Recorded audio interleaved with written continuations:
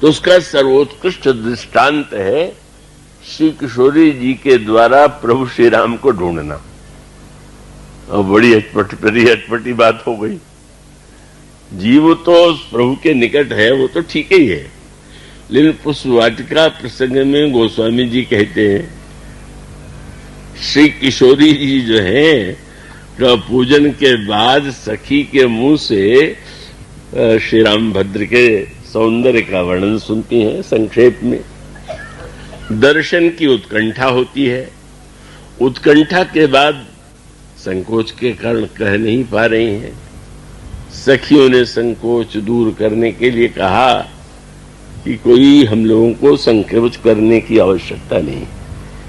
आजकल तो जनकपुर में वेदांत की चर्चा नहीं चलती, यहां तो वैसे ज्ञानियों का नगर था, लेकिन आजकल तो केवल सुंदरता की ही चर्चा चल रही। वर्णत छवि जहां तहां सब लोग, जिधर देखो वहीं पर लोग इनकी सुंदरता का वर्णन कर रहे हैं। तो जब चारों ओर चल रही है तो हम ही क्या इतने अभागे हैं कि इतने निकट पहुंच करके और हम दर्शन से वंचित रहे। तो अवश्य देखिए ही, देखना जो अगर संजोग मिला है तो अवश्य देखना चाहिए। गोस्वामी जी ने उस समय दर्शन, भावना, उपासना और संकोचशील सबको एक साथ जोड़ दिया है। श्री किशोरी जी चली। अब गोस्वामी जी का जो शब्द है, आप सब तो महान विज्ञ हैं, आपके सामने बहुत कहने की आवश्यकता तो नहीं है, पर वहां गोस्वामी जी के दो अनोखे शब्द हैं। उस समय श्री किशोरी जी के हृदय में प्रेम उत्पन्न हुआ। आप दोहे में पढ़ते हैं, सुमिरी सीय नारद बचन उपजी प्रीति पुनीत। तो उपजी मैंने पहले नहीं थी, आज सुन के उपजी प्रीति क्या, यही विलक्षणता है। जो स्वयं अभिन्न है, जिनमें उनमें दूरी ही नहीं है, भिन्नता ही नहीं है, वे प्रभु के की महिमा सुंदरता की कथा सुन करके उनके हृदय में प्रेम उत्पन्न होता है। अभी उत्पन्न हुआ, पहले नहीं था, पर अचानक बदल देते हैं। क्या अब खोजने जाना है? खोजना किसको है? जो अपने से अभिन्न है। गिरा अर्थ जल बीच सम कहियत भिन्न भिन्न, बंदौ सीता राम पद जिन्हें परम प्रिय खिन्न। जो अभिन्न है, आज उनकी खोज हो रही। और सखी से कहने लगी कि अब तुम देखा ही हो, हमने तो पहले देखा ही नहीं। लीजिए, सखी ने देखा, इसके पहले श्री किशोरी जी ने नहीं देखा। अनादिकाल से अनंत काल तक वो तो निरंतर समीप ही रहते हैं।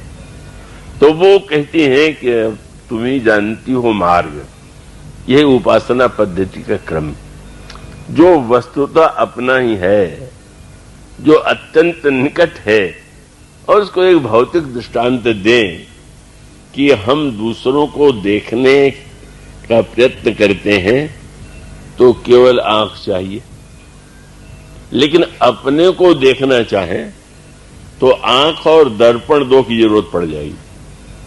शीशे का प्रयोग करें, नहीं तो आंख के द्वारा सबको देख रहे हैं, अपने को नहीं देख पा रहे। इसे गोस्वामी जी दर्पण और दृष्टि दोनों की बात कहा करते हैं।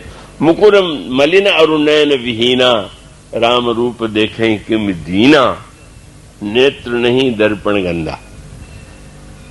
कैसी विलक्षण लीला हो रही है।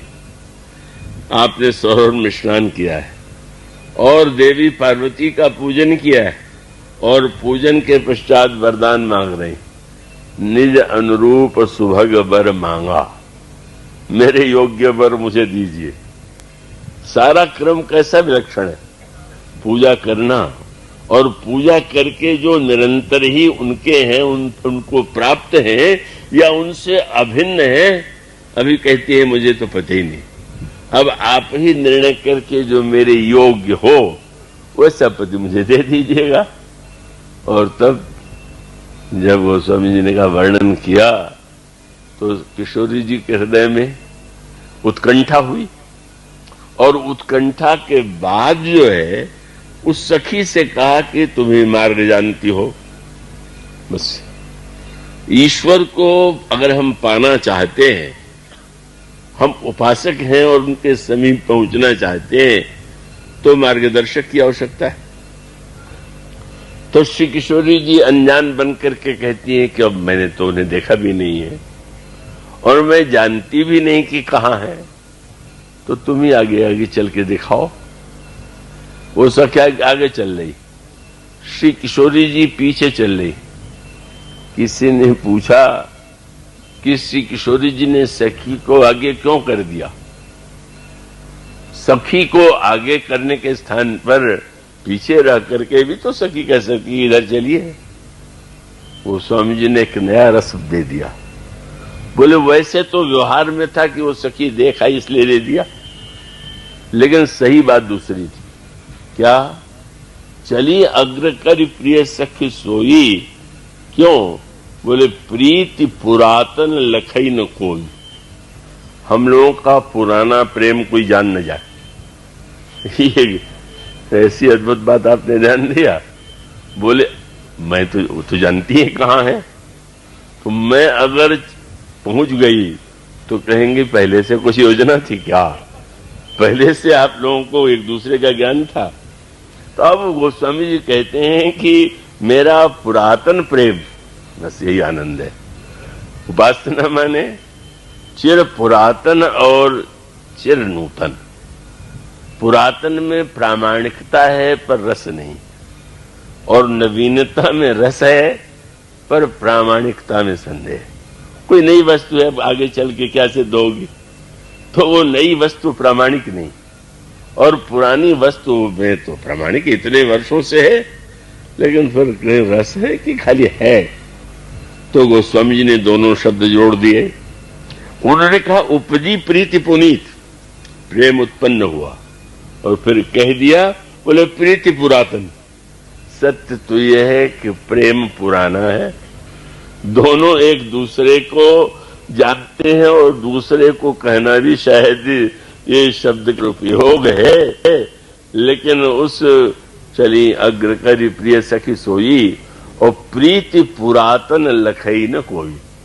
कहीं कोई देख न ले, जान न ले। और यही उपासना का आनंद है। जो पास है उसको दूर मान लीजिए, और दूर मान करके फिर उसको खोजिए। जैसे आंख मिचौनी का खेल होता है, अब उसको जबरदस्ती कह दिया तुम छिप जाओ, और फिर ढूंढ रहे। जो छिपा है हमारे खेल में, उसी को हम ढूंढ रहे हैं।